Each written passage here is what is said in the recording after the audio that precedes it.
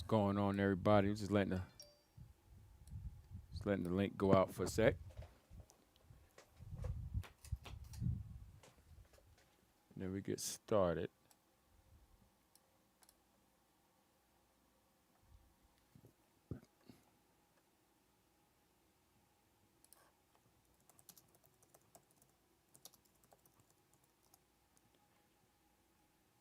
Just letting the link go out. We get started momentarily.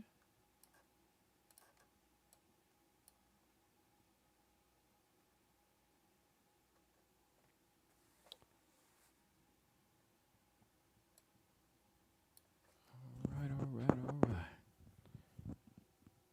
Get started in about 30 seconds.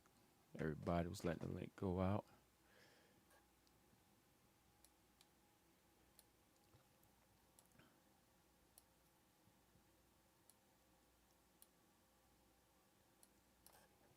Okay.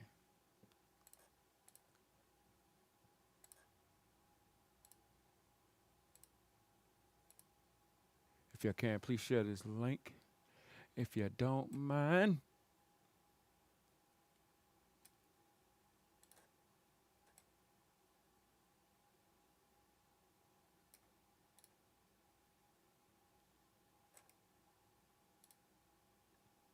All right, everything's showing up correctly here, so we're good there. Yo, what's going on, people? Once again, we'll be getting started momentarily. Just appreciate us letting the link get out. If you don't mind sharing that.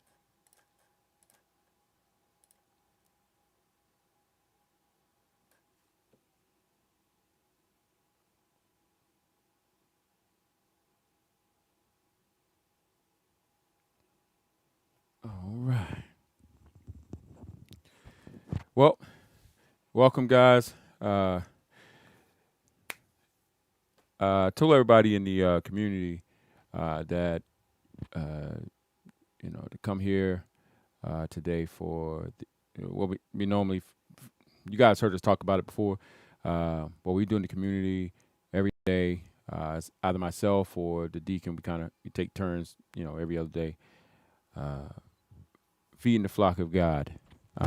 Every day we call it the word of the Lord, and I don't know if my iPad's going to act right because technically it is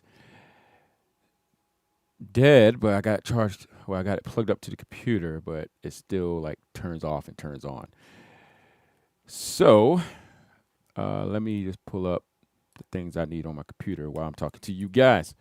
All right.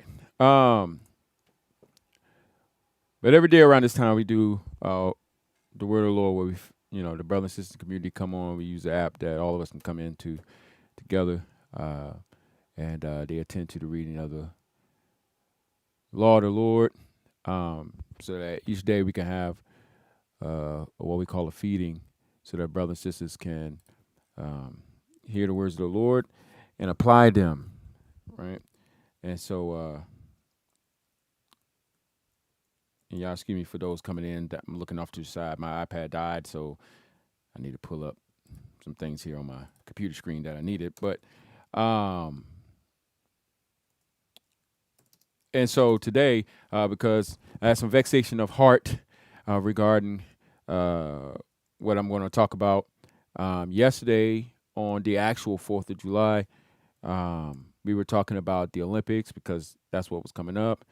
I didn't mention anything about the 4th of July, and of course, the festivities that came up later on, people scaring the living daylights out of animals, setting houses on fire, doing all kind of stuff. Shooting off fireworks in celebration of Independence Day. We'll talk a little bit about it, and then talk about what or how we should be during this time. And so y'all just give me a quick second. I need to pull up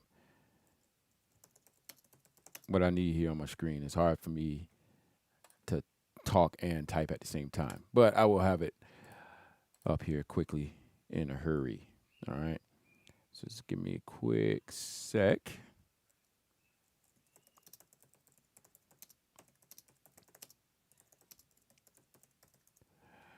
All right.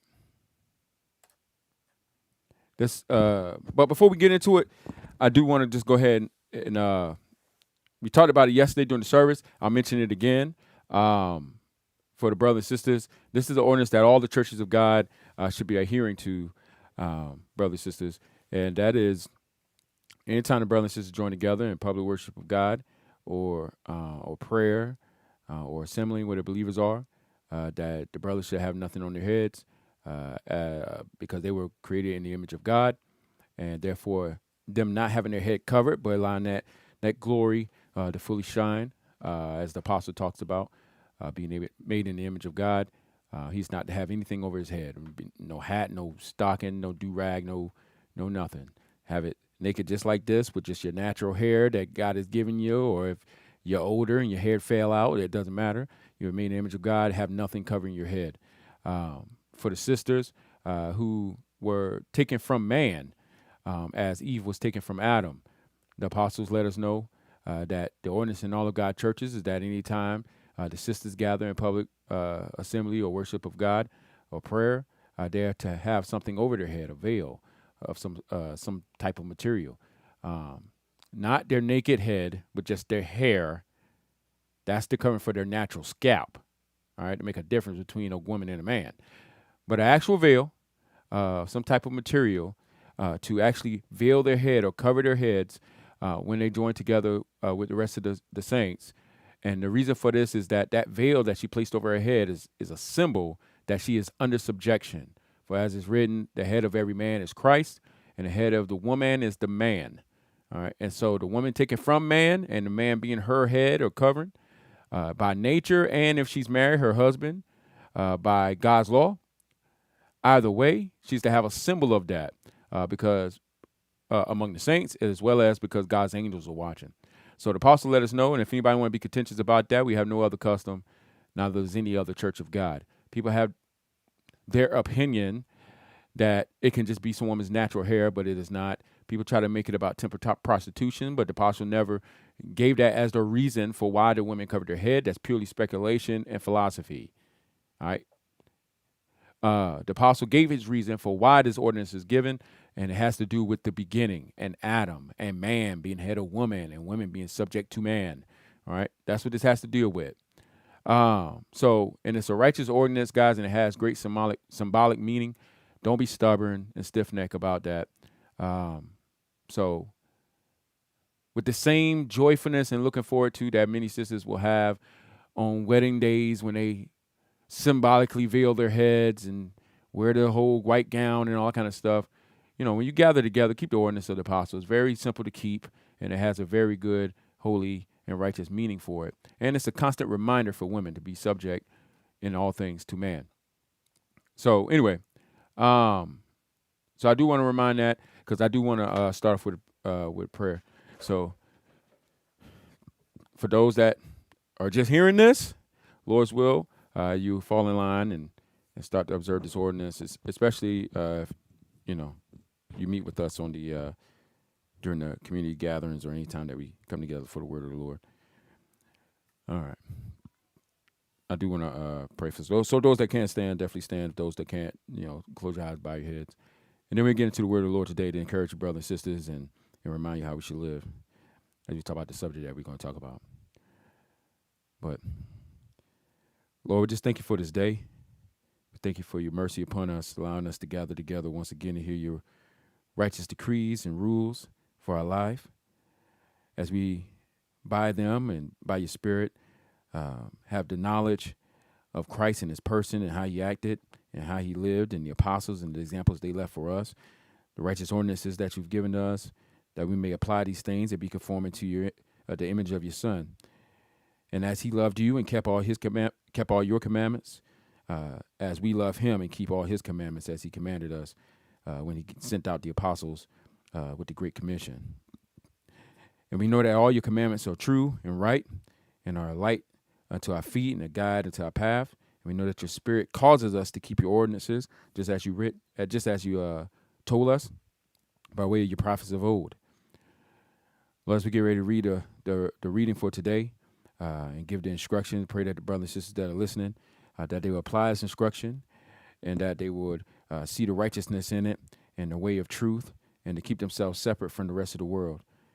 And we thank you for all these things, and we pray that you open up their hearts, minds, and ears, that they'll be able to understand, perceive, and accept and do those things in which your Spirit is guiding us to do, as we be in conformity to the image of Christ, as a bride that's unleavened, that's a virgin, and that we do not participate with idols, that we also abstain from every appearance of evil, that we do give honor where honor is due, and custom unto whom is custom, paying our taxes, being law-abiding citizens. But when it comes to those things that are corrupt and those things that are idolatry and the celebration of idols and vanity, that we stay away from these things, for we have not been given liberty by you to break your commandments. So, Lord, we thank you for all these things in your Son, Yeshua of Nazareth's name. Amen. Well, brothers and sisters, hope everybody's day is going well.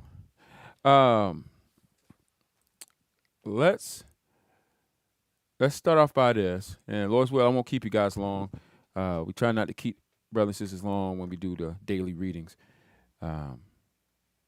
amongst the community. So I want to kind of keep that same pattern today.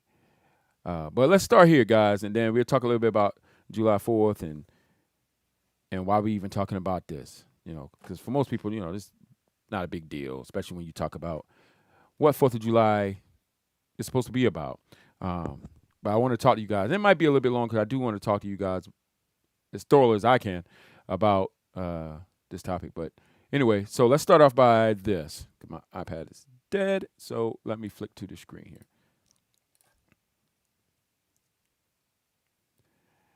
All right, let's start here. All right. And actually, I want to pull up the bigger version here. Let's see if I can zoom in on, make it bigger for you guys.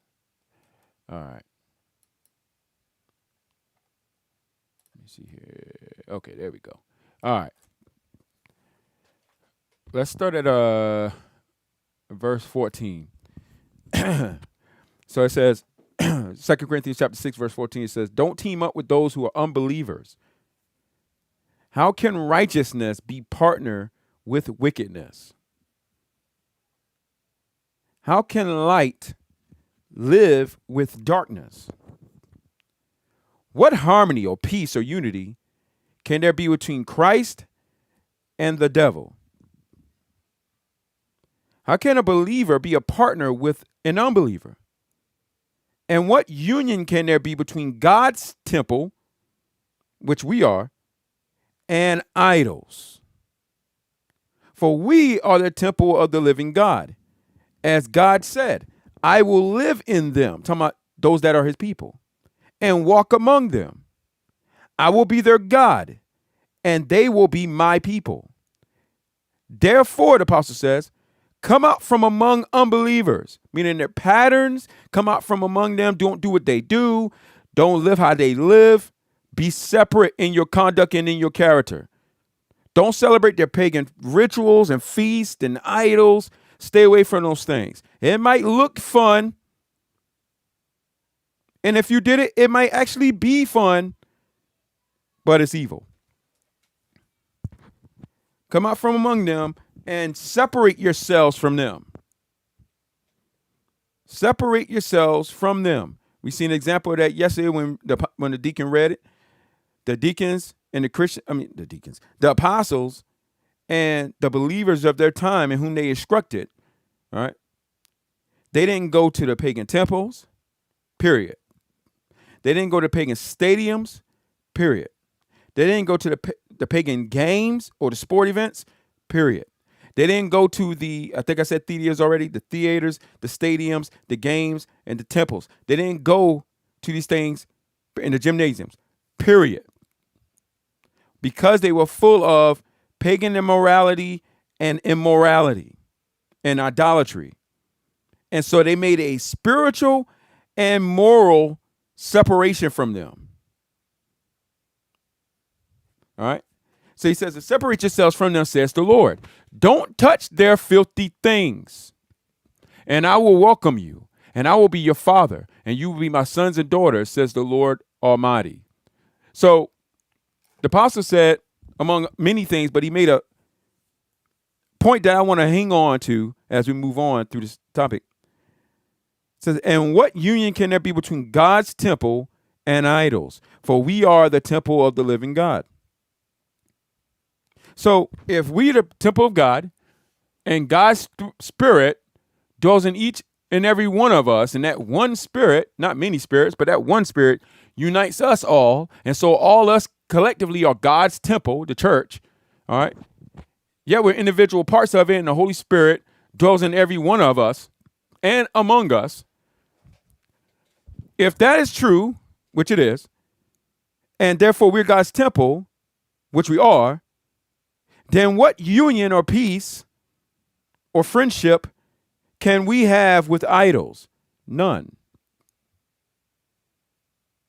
So when it comes to things that are idols or idolatry, or is an extension of it, well, how should we live? Should we, join in with these things, or should we separate from these things? We should separate from these things. No questions asked, right? All right. Let's talk about something. And this same pattern is the pattern that, and I'm talking about from a believer standpoint, it's the same pattern that I see that happens among okay.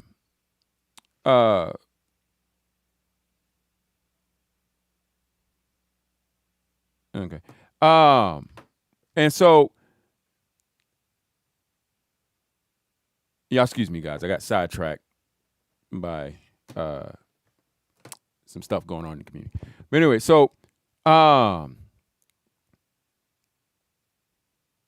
you got to abstain from these things and separate from them.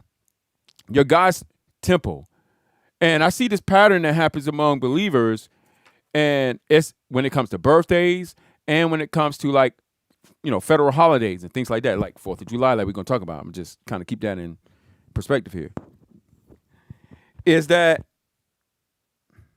for example, with your carnal birthday, we see the festivities that people put around their birthdays. Some of them, they say my birthday weekend. And so they celebrate themselves for a weekend. My birthday month.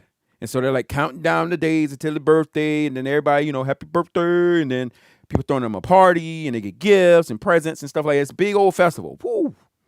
Dedicated around one person for an event they got nothing to do with. God gets a quick, thank the Lord. And then the rest of the time period is people celebrating this person. All right. For something they had literally nothing to do with. Their parents, if anything, your parents should be getting gifts on your birthday since they the ones did the work. And God should be getting majority of the praise of that day. And if anybody go throw a festival, it should really be to him, because he's the one who formed you, gave you breath, and caused you to enter the world. Now, somebody might go, come on, Pastor Jay. Jesus Christ got presents on his birthday. Jesus Christ didn't get presents on his birthday. First of all, because people love to reference the wise men. Christ didn't get them gifts when he was born. All right. Number two, even if they gave it to him that day when he was born or at night, it wouldn't have been because it was his birthday. It was because he was a king. You ain't a king. I ain't a king. And you ain't a princess and I ain't a princess. Royalty, meaning those that are kings, received gifts because they're kings. And so it's customary. You do not come before a king without a gift, or come before a king or a prophet empty-handed. And so the wise men came to Christ because he was the king of the Jews. They went to Herod, and we know the whole thing. They didn't show up to Christ until he was at least 2 years old. All right? In a house, not in a manger, and he wasn't a baby, swaddling clothes, them bound down to the crib, giving them birthday presents. That's not what they did. All right? But people love to reference Jesus Christ getting gifts as if he got gifts on his birthday. He didn't get gifts on his birthday. All right? That's just vain imagination of clueless Christians. Now, so he was a king. That's the first thing. But you see the festivities that people put around their birthdays, and they remember it, and they keep track. And I'm 43, and I'm 44, and I'm 45, and they got a birthday. And when they hit 50, it's a big party, and things like that people do. All right. Some people get upset if somebody don't call them. Some people, they have parties, and if it don't go their way, they be in Godzillas. All right. But these people, a lot of them, profess to be Christians. They were born again. They died to the former life of the way that they live and the things that they used to enjoy that was wicked. And now they've been born again. And half of them, majority of them, let me start by saying this. Majority don't even know the day they became born again. That's the first thing, or the moment they became born again. And majority of them don't have no party that keeps count, and it's my born again weekend, or my born again month, or my born again week, or people calling each other up. Hey, happy born again day. Like, nobody does that when it comes to your spiritualness, and it'll be just too obviously out of place for us to do that because of what it meant to be born again, and we haven't and it being of God's grace, and it's produced a humbleness, and so we got to be humble, and so therefore there's no boasting and there's no arrogance and stuff like that. So people don't do the party stuff for when they were born again. Half of them don't even remember when they were. They thank the Lord that they was, but they don't make it a great festival and stuff like that when it comes to being born again. But when it comes to the day they were born into sin, people love to celebrate it, right? And so it's the same thing when it comes to like this whole thing about 4th of July, all right? Now, from the historical standpoint, we know what 4th of July was. America used to be ruled by Britain, all right? For those that don't know, when it was the 13 colonies and stuff like that, there was actually a king that ruled over these colonies when they first came and established this place, all right? But they wanted independence. So there was a war, all right? And then America won and then got their independence July 4th. I think it was like 1700 and something, I think. Don't quote me on the year, but we'll see it when we look up this part. And so they marked that with a great feast, the day that they gained their independence from Britain, right? Now, we live here as believers, but we're not from here as believers, all right? We're not from here. This ain't our nation. We're already part of one. Our bodies are here. We live here because we live on earth, but this ain't our nation. This ain't our nation.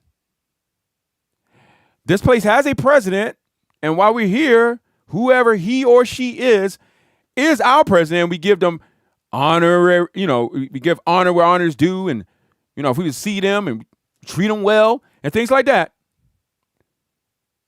But they're not our king. All right? And if it ever came between choosing them versus your actual king, if you choose them over your actual king, it's treason to your actual king. All right? Now, in turn, if you choose your actual king, which then requires you not to listen to them, thank the Lord you live in a land that isn't a monarch system yet, at least. So they allow you to get away with some things that, and otherwise, if you was part of some other nation that had like a king, it'd be treason. They'd probably be looking to kill you. All right. So why am I talking about this? What's the whole point? Remember what we talked about yesterday, brothers and sisters, about the Olympics. A lot of people, they just kind of come midway. They don't pay attention to all the other surrounding things. And they just kind of like, I like basketball, so I'm only going to watch and support and share online the basketball segment of the Olympics.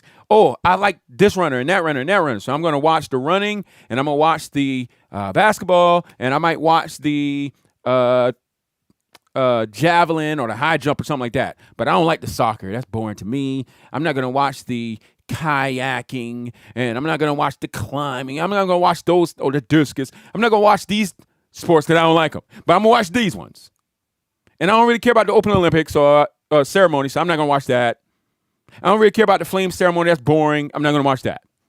And so they just come in certain segments. They don't, in their ignorance, they don't understand that they're partaking in a bigger festival.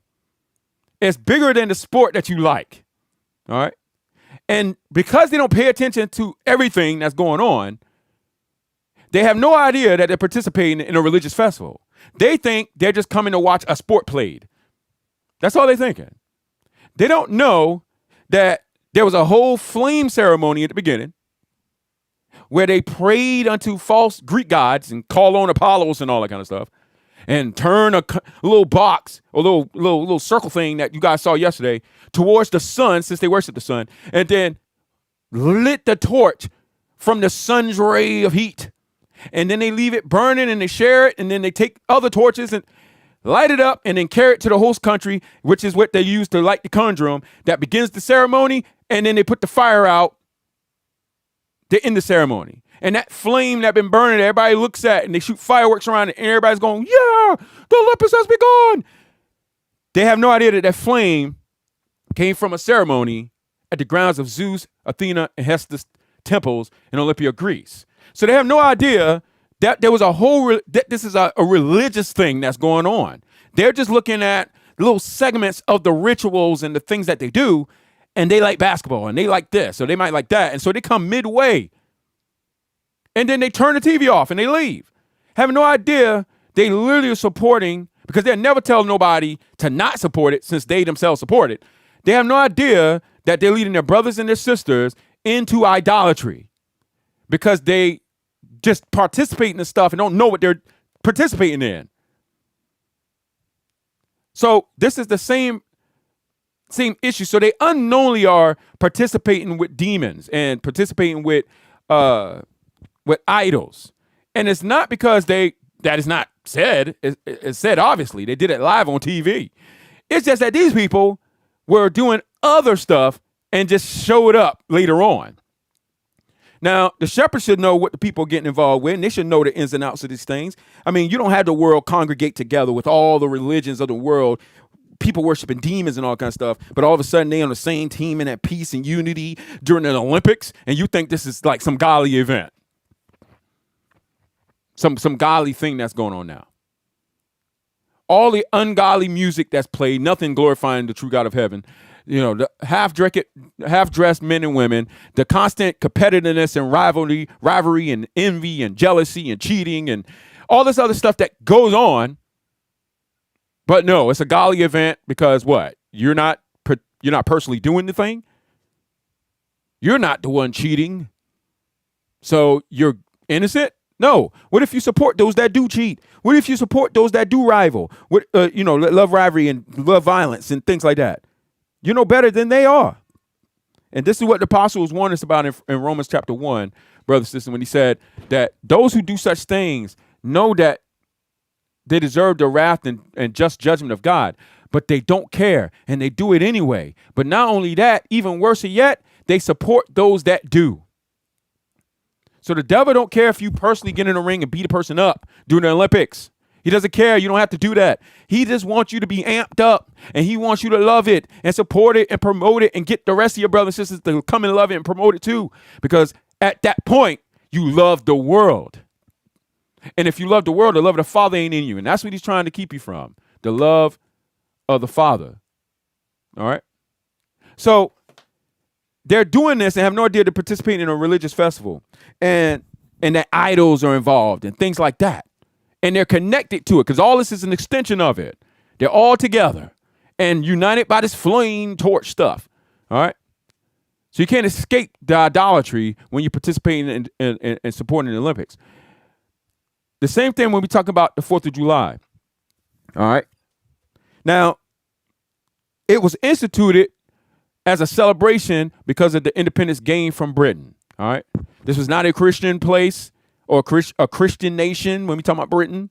Okay. And what come to known as America now is not a Christian nation either. Even though the things say one nation under God, indivisible, and all kind of stuff, there's clearly a bunch of division, and they clearly ain't under God because of the laws and the things that they sign into place here. All right. Jesus is just one of the gods they mention. This is a polytheistic nation. This is not a monotheistic. This is not a we serve Jesus Christ nation. They're not a Christian nation, period. And it's proven by the actions. All right. So, with that being the case, when we talk about the 4th of July, which is Independence Day for America, all right, it's a holiday that offends a lot of people, all right, a lot of black people, a lot of people that were in slavery during this time. It offends a lot. It offends a lot of people, all right. So when you talk about the subject of 4th of July, a lot of black people that are very ancestry-ish, a lot of them are kind of just, they get mad and, you know, it offend them because they're like, you know, what was this day for my ancestors, right? And though none of us were slaves, all right, because we were born during the time after the slaves were freed, none of us known slavery. We don't know how it felt to be a slave. We don't know how it felt to be the people that were promised that if they fight, this and this and this will happen, and then they didn't get what they were promised. We don't know what it was like during that time. It was a totally different life for a lot of people, all right? And we didn't exist during that time, all right? But we know that the feast itself offends a lot of people because at that time when it was done, their ancestors were not in the independent realm, all right? They were in the dependent realm as slaves and things like that, okay? And oppressed and stuff like that. So we know as believers, we're not to live a life of giving offense. This is the reason why we abstain from Thanksgiving, because it offends many brothers and sisters and many natives and stuff. And we don't want to give offense to these people that we want to win to Christ. So you're not going to win anybody by offending them, right? And participate in it. It'll be like if there was a feast that the Nazis or something had to celebrate what they did to the Jews, we would not celebrate it. No matter how much food they had and how much fun and fireworks they might have shot in the air, we wouldn't participate because a great offense of the day. All right. And as believers, we're not to do that. All right. Now, if we were celebrating Christ's feast, like communion or something, somebody got offended by that, then oh well. But we're not going to participate in the feast of men that offend many just because it looks fun. All right. So that's why we abstain from these things, the great offense. But not only that, when we talk about 4th of July, there's something else that is even more so than just the giving of the offense part. So you have the many groups that were offended by this time period. Irregardless of the fact that the nation became free, not everybody here were free. All right. So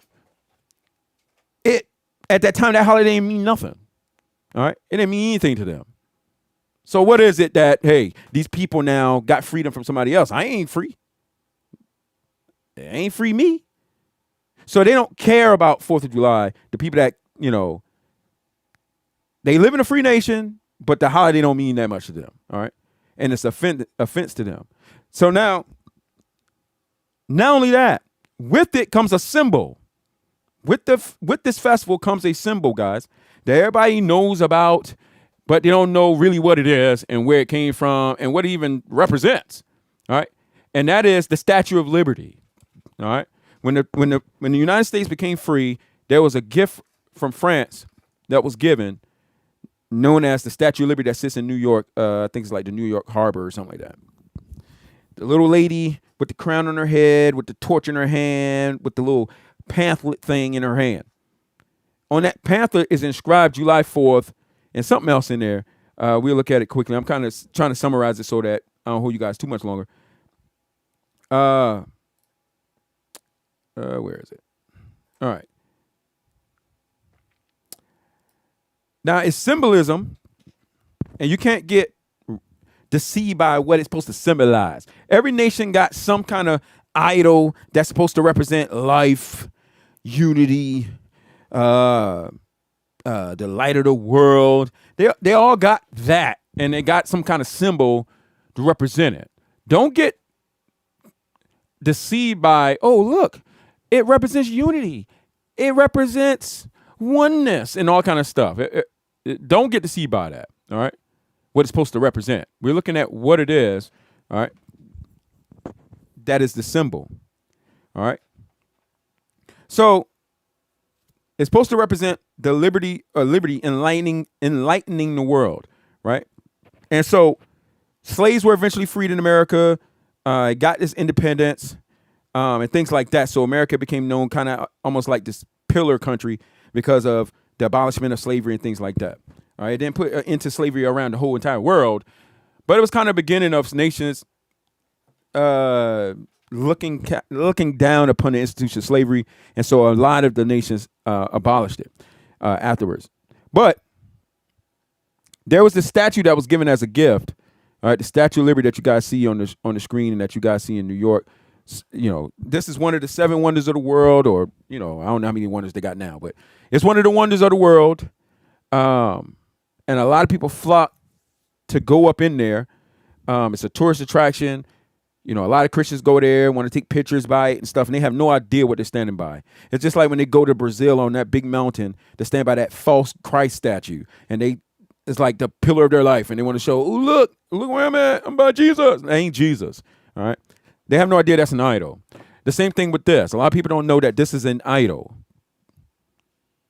Specifically, an ancient Babylonian goddess. All right. So when you're talking about the 4th of July or Independence Day, it's everything that's included. That's why when you watch the commercials, that's why when you go into the store and you got all the red, white, and blue stuff and the flags and all that stuff, you also got the statue. And when you see, these events and things like that, there's this statue, this image that's there as well. All right. And so when you're talking about the 4th of July, you're talking about everything that come with it. All the celebrating, the feasting, this image, the flag, of course, the historical standpoint of it. Everything is included. You can't go, look, I'm participating. It's like with the Olympics. You can't say I am free from idolatry because I wasn't there in the beginning when they did the opening ceremony. I wasn't there at the end. I wasn't there for any of the concerts or anything like that. I just showed up for the sporting event of it. Therefore, I'm free. You're not free because you're still participating in the actual festival. All right, you're actually still supporting the festival. Doesn't matter if you didn't like every aspect of the festival. No different than with the Israelites. There were parts that the priest did inside the temple that the people couldn't see because they weren't in there. And when he was going in behind the veil, nobody was there but him. Yet, everyone was connected to it because the blood he took back there represented the blood for all the people that brought the sacrifices. They were all connected, all right? So, it's the same thing with these feasts. You can't go, well, I don't bow down to this image of Libertas, this Roman goddess, all right, and going back to Asherah, the ancient Babylonian goddess that God warned the Israelites not to be worshiping, all right, the goddess of fertility and all kind of stuff. That's where the Statue of Liberty comes from.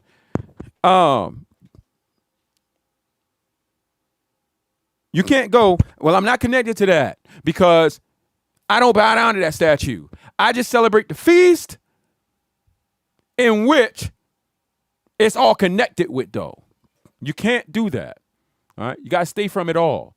You got to stay away from it all. We live in this country. Thank the Lord we're not slaves. But even if you was a slave, the apostle said, even if you was a slave, don't let it bother you.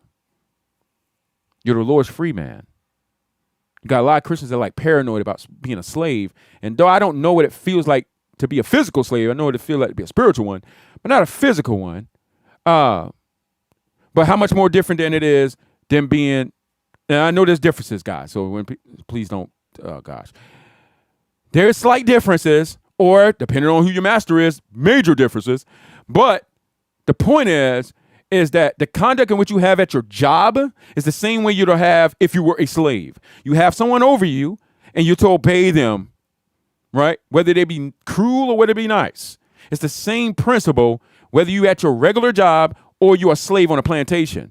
And so the apostle let it be known that even if you were a slave, don't let it bother you. Were you a slave when the Lord called you? Don't let it bother you. But if you're able to get your freedom a legal way, then take it. But if you're not given that option, as many Christian slaves were not, they weren't given that option to get a freedom. But they didn't let it bother them. They continued in righteous conduct. So my point is that it's the same principle no matter what lot in life you're in. All right. And so you're not to have any parts of it. All right. Any parts of these things, because it's all connected with idolatry and paganism. And when they're giving thanks to God, they ain't giving thanks to the one true living God, because it's not a Christian nation. People saying God, God, God. And even if they say God singular, it still don't mean they're worshiping the God of heaven. All right? The actual God of heaven. Don't get deceived by that. All right? I've ran into Freemasons that's in my family. I didn't even know it was a Freemason. And he's like one of the high guys. All right? And he's talking about God, God, God all the time. And I'm like, you keep saying God, man, but you don't never mention Christ. I'm just kind of saying here, man, kind of skeptical about this cousin of mine here. Then when I start talking to him, then I find out he's a doggone, he's bragging about it. He's a Mason, high up, captain something, whatever the rank is, a high captain, he the boss at the lodge and all kind of stuff. And and at that point, once I find out, I start asking questions because I hear about this stuff all the time, but I never spoke to somebody that's actually there. Now I find out he's there and he's a boss. So I'm asking, who's there? And then you find out that these Freemason lodges stuff, everybody in there say God, God, God, but they don't specifically, they don't invoke the name of Jesus. But you got Christians, you got Muslims, you got Buddhists, you got all these other faiths, and they all come together and join into this society thing. And though they got different faiths and different gods that they worship, they just say God. Like, they just keep saying the word God all the time. But you don't know who they're talking about. All right? So the point why I say that is because don't get deceived by somebody who just keeps saying God. It doesn't mean they're worshiping the God of heaven. All right? The actual one God that exists. All right? And it will show who truly worships him and who knows of the one true living God based on the way that they live. Based on the way that they live, they will imitate him in their character, the way that they deal with folks and the way that they live. All right. And so this is why we abstain from these things, not only because it's a great offense. And so therefore we should not do anything to offend. All right. But also because it is connected to idolatry and paganism. That's why we stay away from this. That's why we don't participate in the Olympics. That's why we don't do birthdays. That's why we don't do Christmas. That's why we don't do Easter. That's why we don't do 4th of July. That's why we don't do New Year's, because it's, the turning of the pagan year to Roman year. But for their false god Janus, the double-sided face god. All right. And everybody that participates and start making these so-called resolutions and shooting up fireworks in there, they have no idea they're participating in this pagan false god ritual.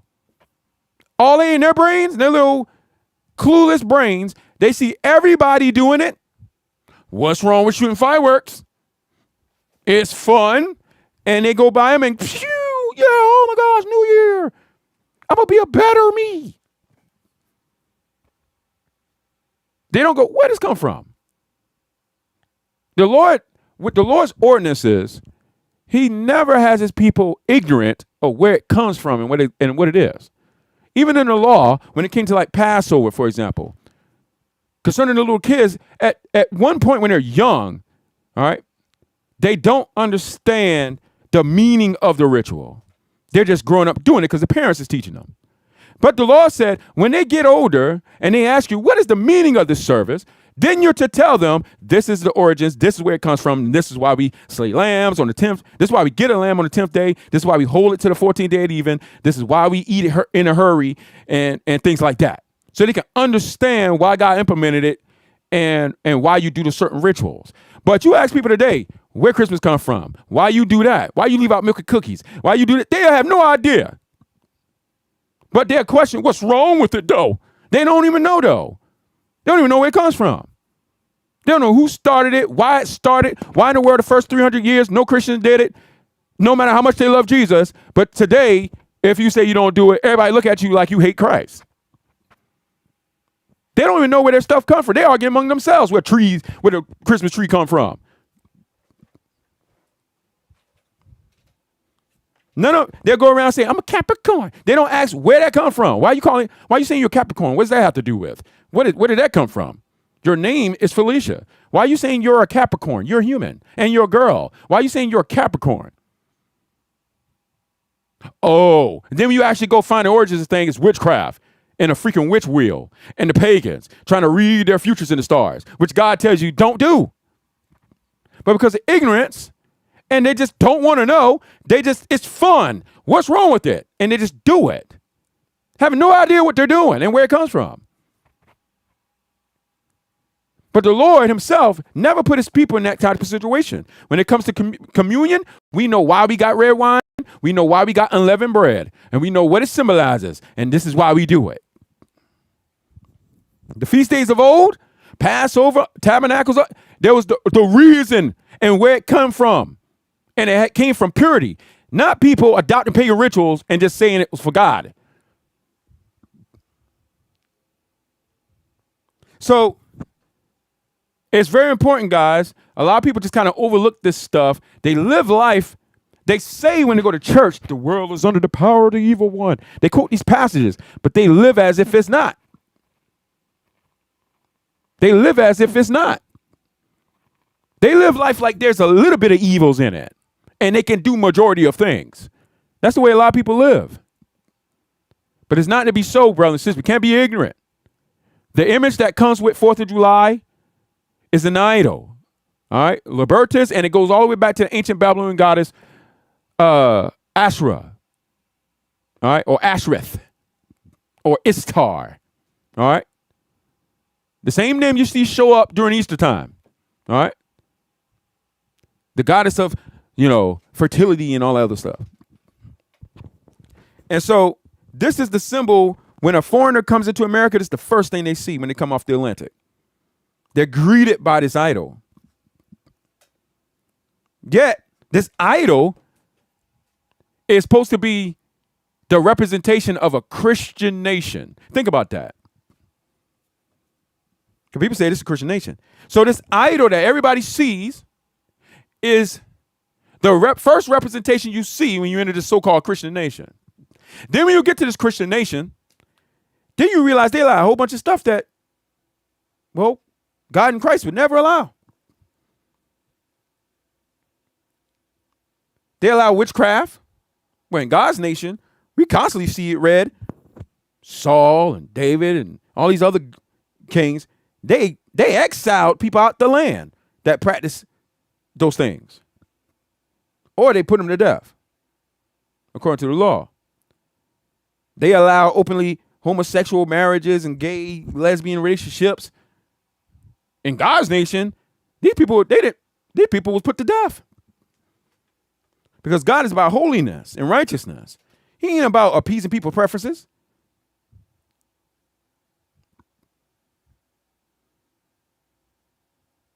Here, it's okay to have factions and parties and divisions called politics. In God's nations, no, that's never was acceptable. Though it was there, it was never acceptable. And it was ruled by a king. It was a monarch system. Going to a land to steal their resources because you just want it, that was never acceptable in God's nation. For God gave every nation their the gifts in which he gave the nations. Some nations he gave them natural gas in the ground. And so that nation prospered in doing certain things with the natural gases or the oil. Some other place he put them in a land where it was just fruits galore. It was like, dang, man, the Lord got this land of milk and honey going on. Like he originally gave to the Perizzites and the people of the land of Canaan. But through sin, he removes people out of those lands, and the way he removes them out is by sending calamity, whether it be slavery or sending a tsunami to wash them out. The people run off and relocate. Hurricanes, tornadoes that cause the people to have to relocate, or whatever the case is. Or like some cities, the Lord bring a flood and just drown the whole city. The Lord knows how to move people out of their lands. And so, but it's because of sin, people get moved around. But the Lord gives each nation a gift or gifts, all right? Natural gifts in the ground and fruits and things like that, all right? Some places of the world boom with wildlife. And the people there, they eat meat and they got fur and they got all this stuff to keep them warm in this winter. And other places is mad hot. But man, they got coconuts and fruits and all kind of stuff in the trees. Some other places, they're little islands surrounded by water. They got fish all over the place. The Lord gives the nations, these gifts. But men who are greedy and not content with the gifts God gave them that they can have and prosper where they're at, they want what the other nation has, and so they'll go and they'll start stealing resources and things like that. And, and though there was a trade market established, men in their greed and connivangness, they even corrupt giving, bartering and trading things. They even corrupt that by having unfair prices and unjust balances. All right. So the Lord gave all these things, but men in the corruption, they're always doing something evil. And so the same thing with this. Because at the end of the day, brothers and sisters, when we look at the scriptures, for example, when the children of Israel will win a war, right, that symbolized that God was on their side, right? When they had the Ark of the Covenant and their enemies came against them,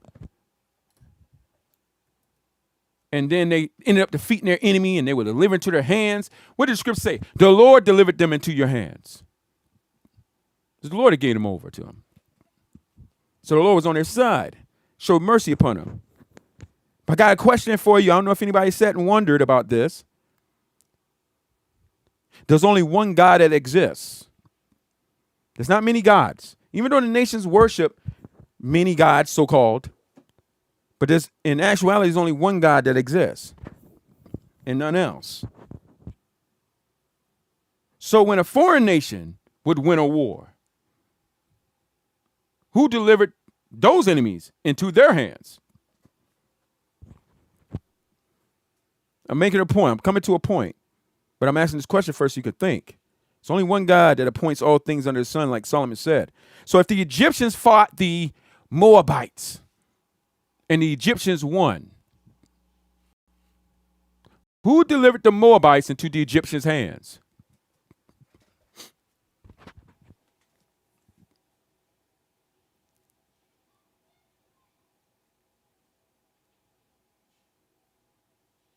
That's the question. If the Egyptians fought the Moabites, or modern day time, if China fought Russia or something like that, and let's say China won, who delivered Russia into China's hands? Or if America fought and won, like when they fought the Taliban, who delivered the Taliban into America's hands?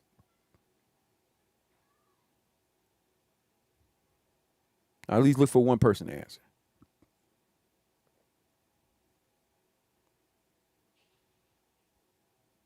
If you don't know, just put I don't know. I'm just looking for one possible answer.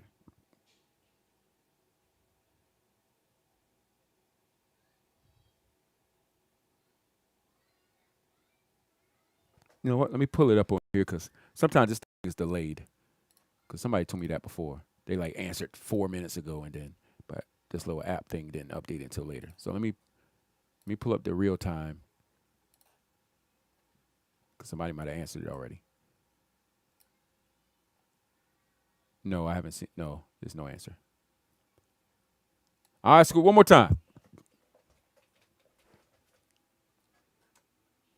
If America or some other nation fought another nation, and let's say America won, who delivered the losing nation into America's hands?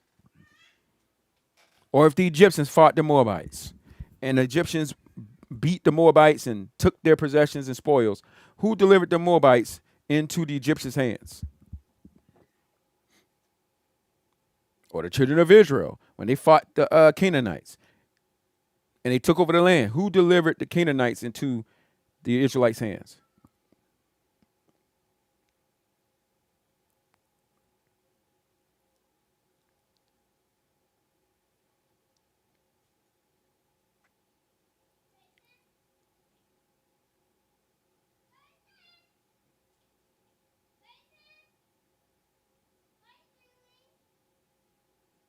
If you don't know, you just put that. Sister Nashar said, the Lord did. And that's the answer.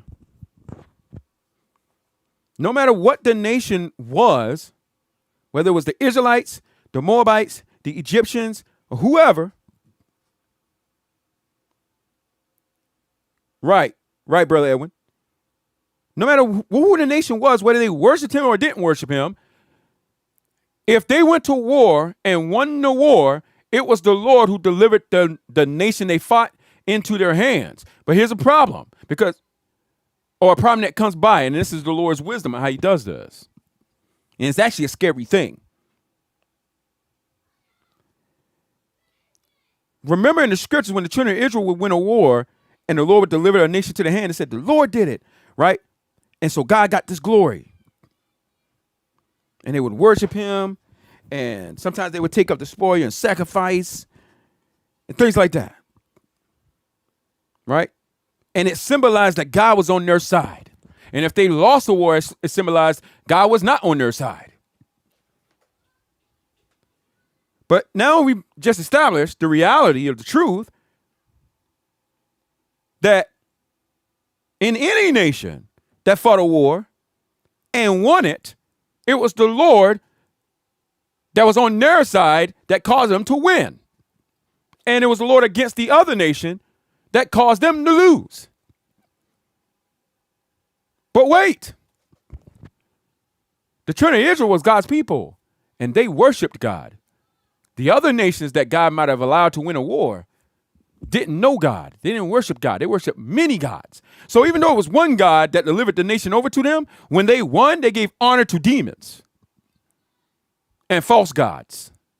Even though it was the true God that gave them the victory.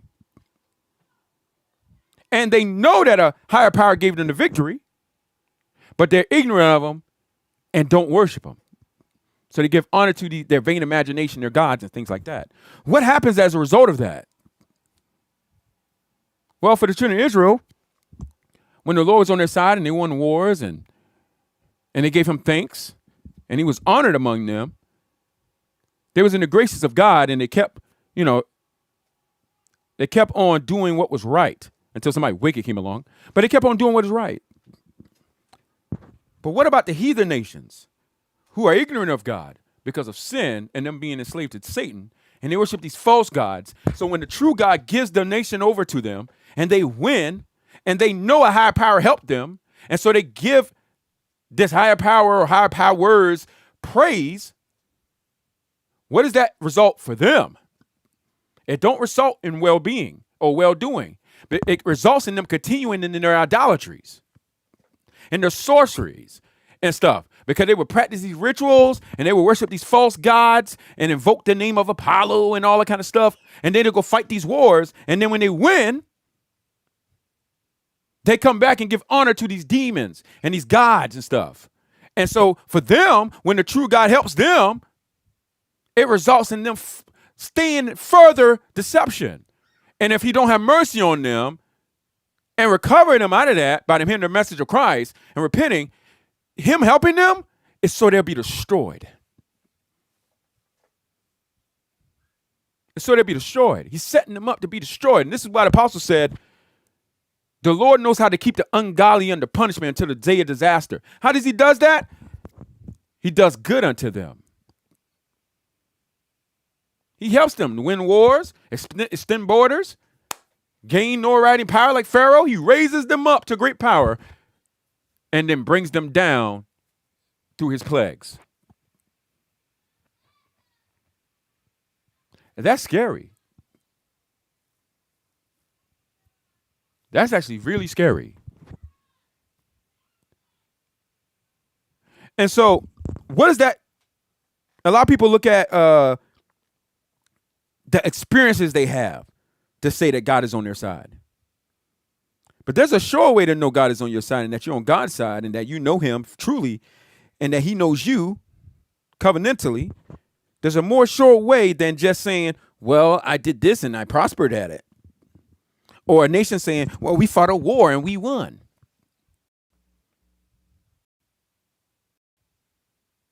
It's a more sure way because the Lord has already shown us in his law, even through Israel, through his people. They won a war with the ark. It symbolized that God was with them. That's what the ark symbolized when they brought it with them through the Levite priests. But they also won wars without the ark. They lost wars without the ark, and the ark was taken, and it symbolized God had departed from them. But he also lost wars with the ark standing right there in the middle of the battleground.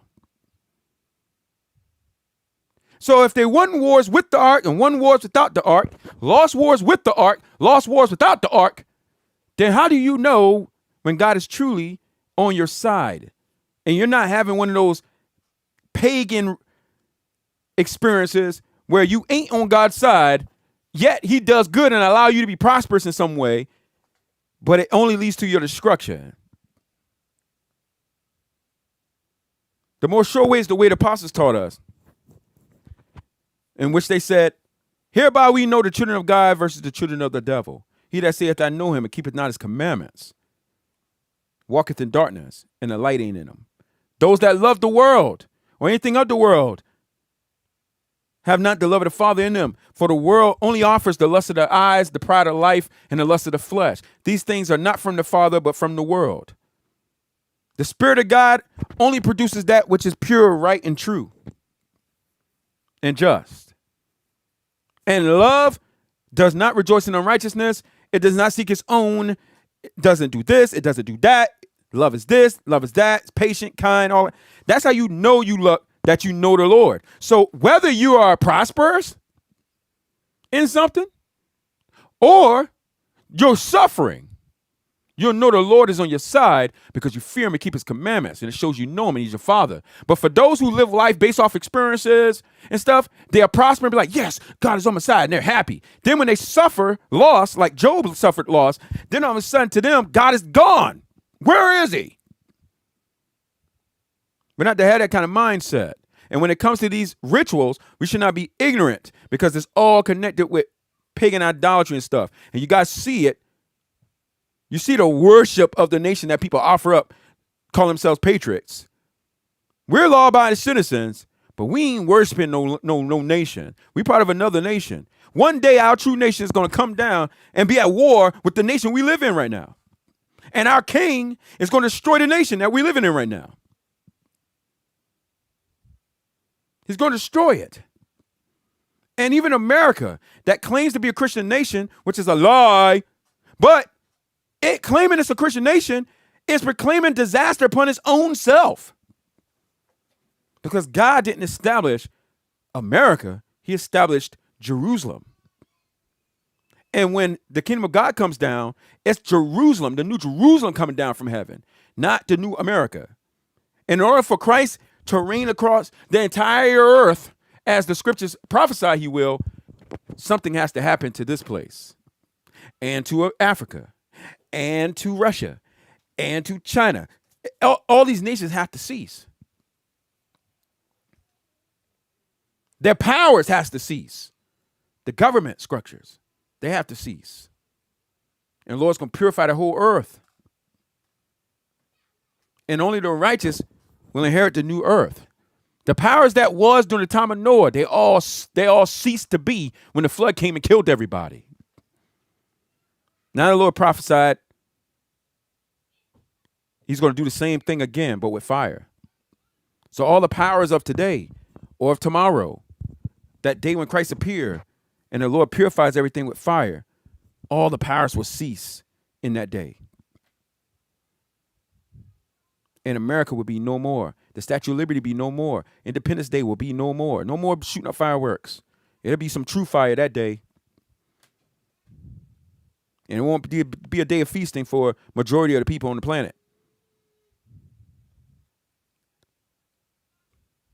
So since we've been set free from bondage, true bondage to sin, let us be independent from the corruptions of the world and from the rule of the flesh, and live like free men and free women, living upright lives, not to give an offense, give honor to where honor is due, but we are not to worship or bow down to Caesar or worship this land. It's corrupt.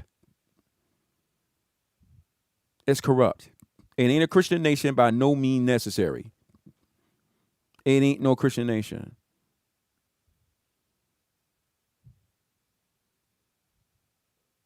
Not by a long shot.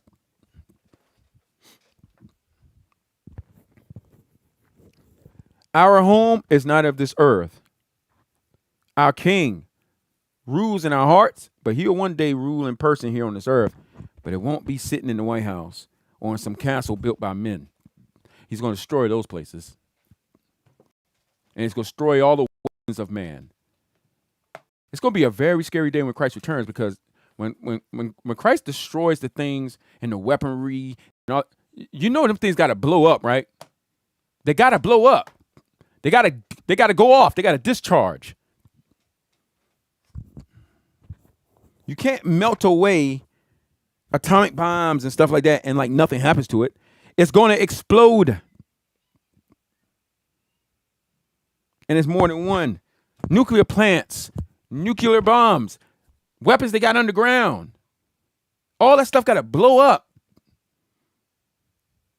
So not only is God sending out fire from heaven and fire from underground, like he sent water from heaven out the sky and then unleashed the waters below through the seas and the rivers and stuff and flood the whole place. He gonna send fire, them asteroids and meteors and lightning and all that fire from heaven, and he's gonna open up the fire underground, and you gonna have all the volcanoes going off, and then all the weaponry of men that they built out of stuff are gonna start to blow up, boom, boom, boom, boom, boom, boom, and there'll be no escape. The only escape is gonna be those in the ark, not of a boat, not a physical boat like Noah, but that spiritual ark, which is Christ, sealed off by the Holy Spirit. And the only way you're going to get in there is by God's grace. And you better go in there when he tell you to. When he call you to Christ, you need to enter the ark that day. And don't make excuses for leaving the door open. And when you have the heathens knocking on the door, let me in. Be like Noah. Don't open the door. Plus, you couldn't even if you could. Noah couldn't open the door himself. God sealed it.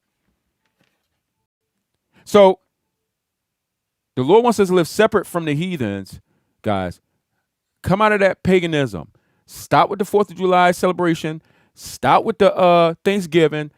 Stop with the Christmas. Stop with the Easter. Stop with the New Year's Day. Stop with all that. That's paganism. Idolatry. And even the ones that ain't directly associated to idols, it's a feast of great offense. And you should not live a life of giving an offense. We got enough to celebrate. You can eat any day of the week. You can cook on a grill any day of the week. It's just fire, but have nothing to do with the feast. Live separate from the world. History will tell you when Saturnalia and things like that would come around, it was easily spotted out who the Christians were in the land. Because everybody else would have the decorations and the lights and the trees. And the Christians wouldn't as so much, they wouldn't even decorate. They wouldn't even put up a little design so that it wouldn't look like they was joining in with that paganism going on in the land. And that's the way we should live now. Yes, it will bring a dislike. It will bring persecution and all those other things. But, we can't be afraid of those things. We have to rely upon the Lord and ask him to give us strength to suffer if that's what he appoints for us in this life. Of course, everybody's going to suffer, but I mean suffer to like a great extent, like persecution, your life on the line type of thing. Not just insults and people saying you're a cult or something like that. I'm not talking about that. But you can't live life as if there's only a little bit of evil stuff. This world is full of corruption and evil. And you got to be constantly on guard, not in a dreadful fear sense, though it is scary. All right. Though it is scary, you shouldn't dread or fear. And that's why the Lord wrote that in his law. When the children of Israel saw the Canaanites and the Perizzites, etc., they saw this statue and how big they were. And they was people of war, renowned throughout the land. And they got scared. And then the Lord told Joshua, he told Moses, he told all the great leaders, he told them, do what? Encourage the people. And what did they tell them? What that the Lord said? He said, do not fear them. Do not fear them. Don't fear their weapons. Don't fear them. For the Lord is with you and will go before you, and he will fight them. and defeat them and deliver them over into your hands so that you may be able to what? Rid them out of the land. The Lord had that written for us today. That's why the apostles said to the church during their time, don't fear those that can only destroy your body. Out of all the great weaponry they got, brothers and sisters, the most they can do is destroy your body. The most an atomic bomb or nuclear bomb could do is destroy our body. The most waterborne us could do is destroy the body. The most setting us on fire can do is destroy the body. They can inject us with poison, destroy the body. That's all it could do. Shoot us in the face, destroy the body. It hurts. And it's scary to think it could happen to you. But nevertheless, all it does is hurt your body. But Christ said, but you should fear God, who has power to both, after destroying your body, cast you both body and soul into hell. And so these are idols. You're not to think light of these things. Don't let your knowledge that Jesus Christ is Lord puff you up till you become ignorant to the evils around you. You start living life as a careless individual. Jesus Christ is Lord, but your Lord told you, abstain from idols, abstain from giving great offense, abstain from paganism, abstain from those things in which he hates. Love what he loves, hate what he hates. Stop believing this lie that this is a Christian nation. If you think this is a Christian nation, OMG.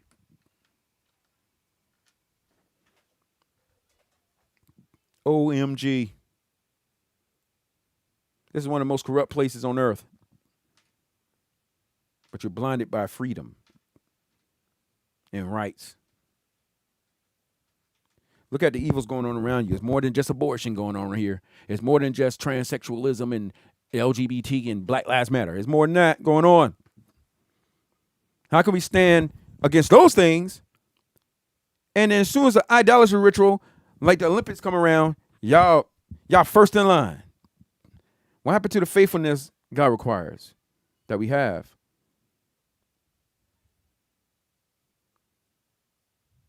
Y'all depart from God for some fireworks and some food?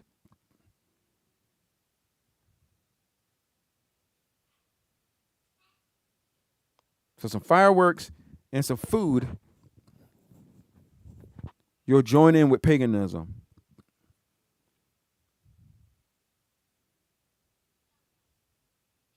You brothers and sisters got to really think about these things. And that's why I wanted to get on here, because I couldn't do anything else until I talked about it.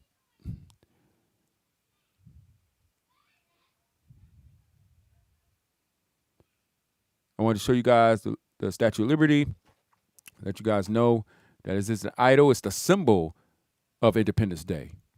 When you can't talk about the 4th of July without the Statue of Liberty. You can't talk about it without the symbol. You can't celebrate it. America don't celebrate Independence Day apart from the Statue of Liberty. And though you might not be physically there at that monument when they do the little ceremonies every 4th of July, nevertheless, from afar, you were connected in mind and in spirit because you were celebrating along with everybody else.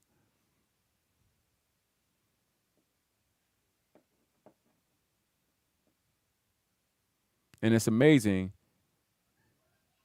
that Christians, who's supposed to be the most freest individuals on the planet Earth, they don't even have a national, international feast to commemorate the day in which they were set free.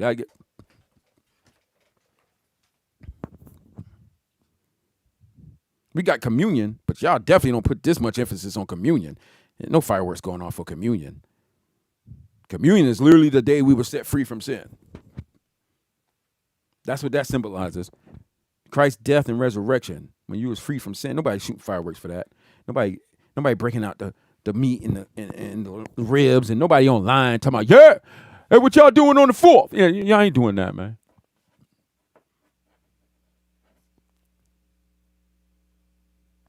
But as soon as a pagan nation that honors many gods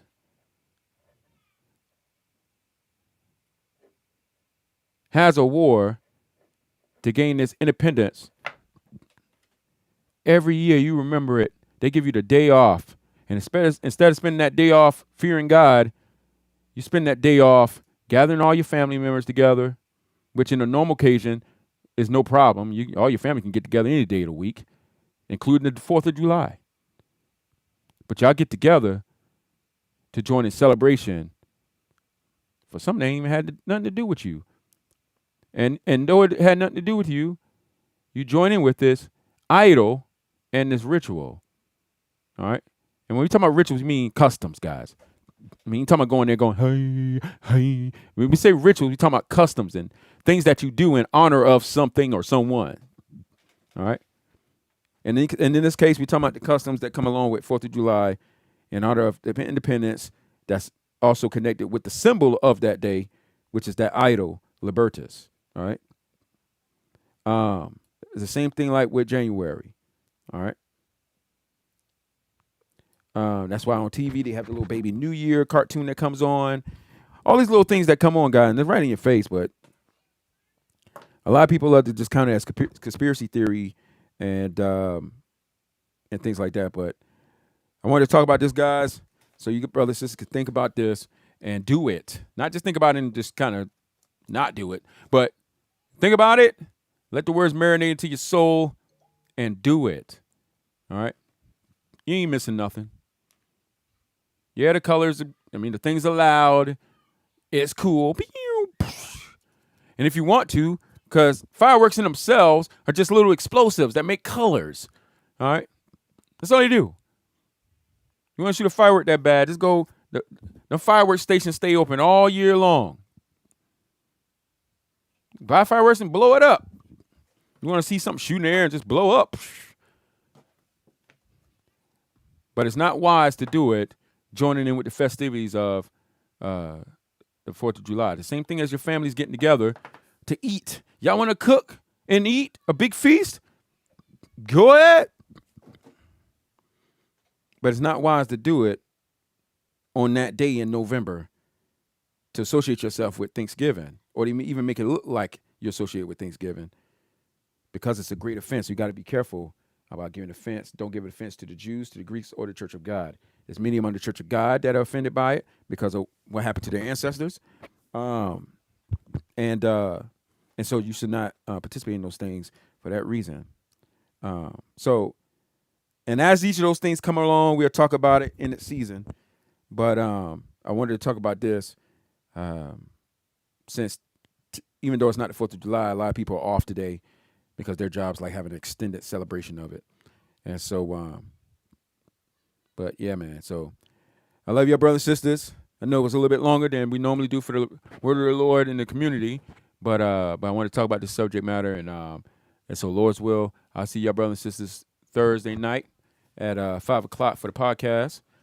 For those that might not be there that night, then I'll see you guys for the Sunday gathering, Lord's will. If anybody got any questions, the email's at the bottom, TheChurchInTexas@gmail.com. And Lord's will, I'll respond back. All right, y'all. Love y'all.